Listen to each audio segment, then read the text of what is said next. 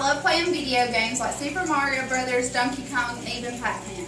Some days I would play for hours. Especially on those days, I would have trouble sleeping at night, if I was able to sleep at all. It was like my brain would keep playing long after I had stopped. I remember playing whole levels out my mind as I lay there. Knowing this firsthand has me concerned as an adult and as a mother about the new age video games in the hands of our youth.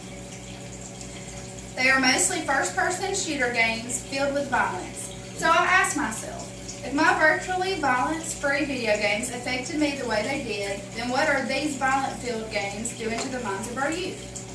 Today I'm going to tell you what facts and research have shown and why I feel the government needs to get involved in this growing epidemic.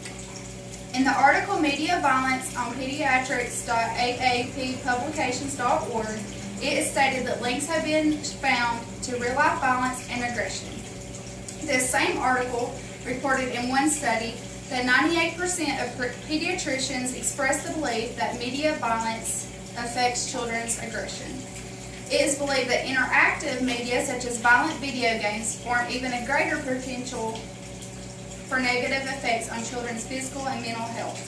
At young ages, children learn most behaviors by observation, so one can assume if a child spends many hours a day observing violent images, they will begin acting out those images. That, coupled with the fact that children are still learning right from wrong, can be a very dangerous situation.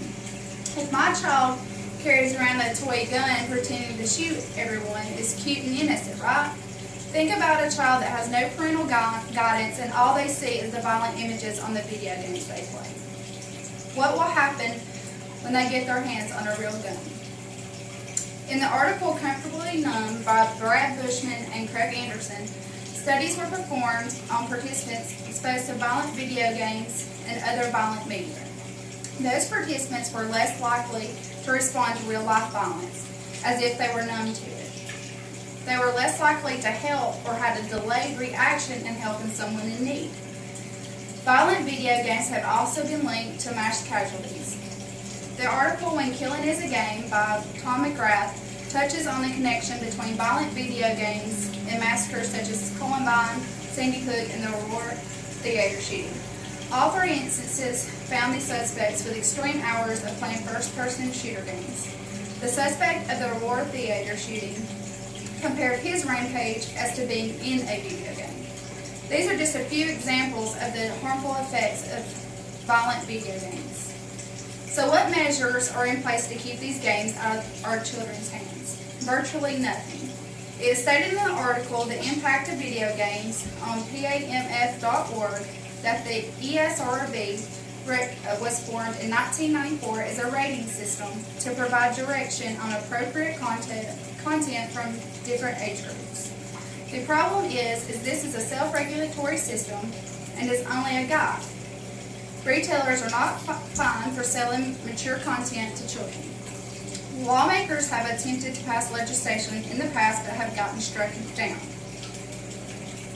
Video game activists believe that banning or restricting sale to minors of any content would be a violation of their First Amendment.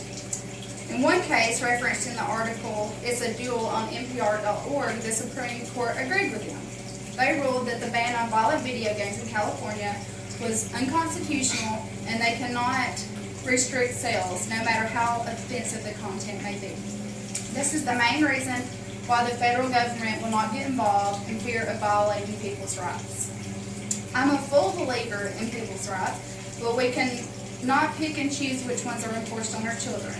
We also have the right to bear arms, but that does not mean a child can go out and legally buy a gun. So why should it be any different for content that's directed towards more mature audience? It is our responsibility as adults to protect our children from all things. Most of this responsibility lies with parents, but if they are uneducated on the risk, then they will continue to allow their children to play these games. I feel government legislation, parent education, and fines on retailers would go a long way to combating this issue. In closing, research has shown that violent video games can cause harmful effects on all people, especially children. So why is that not enough to do something? It is our responsibility to take action by educating parents and pushing our government to protect our children. If nothing continues to happen, I fear that there will be more troubled youth in future times and that we will experience more tragedies like Columbine and Sandy Hook.